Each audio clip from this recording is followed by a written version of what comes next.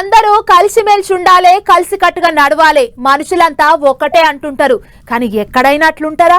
ఒక్క తల్లికి పుట్టిన బిడ్డలే కలిసిమెలిసి ఉంటలేరు, ఎప్పుడు చూసినా కయ్యం పెట్టుకుంటుంటారు.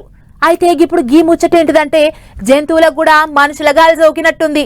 గ్రూపులు కట్టి లొల్లులు పెట్టుకుంటున్నాయి, నడుమ మనుషుల ప్రాణాలు తీస్తున్నాయి. ఇక చూడుర్రి, ఏనుగుల గుద్దులాట ఏవట్టి పీనుగల్లేస్తున్నాయి.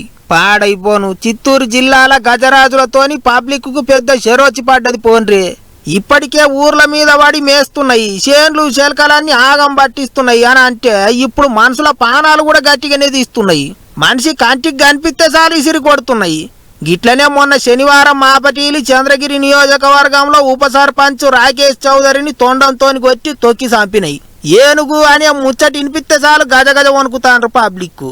ఇక ఏనుగులు ఏటికంత రోషానికి వస్తున్నాయి అని అంటే ఓ 10-12 ఏనుగులు తమిళనాడుకేంచి శేషాచలం అడవులకు వచ్చినాయట. అటెనక ఇంకో 15 ఏనుగుల దాకా వేరే రాష్ట్రాలకేంచి అడవిలకు వచ్చినాయట.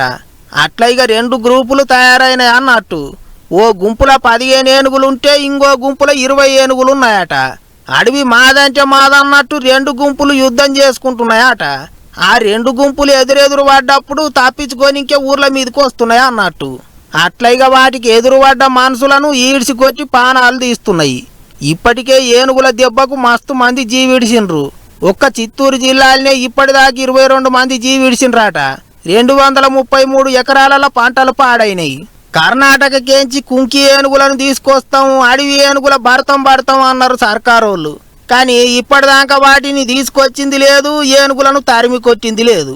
మరి ఇక ఇంకెంతమంది పానాలు పోవాలి సార్లో అని కోపానికి వస్తున్నారు చిత్తూరు జిల్లా పబ్లిక్. ఇప్పటికన్నా ఏనుగుల పీడ ఇరగడ చెయ్యిర్రి అని కోరుకుంటారు.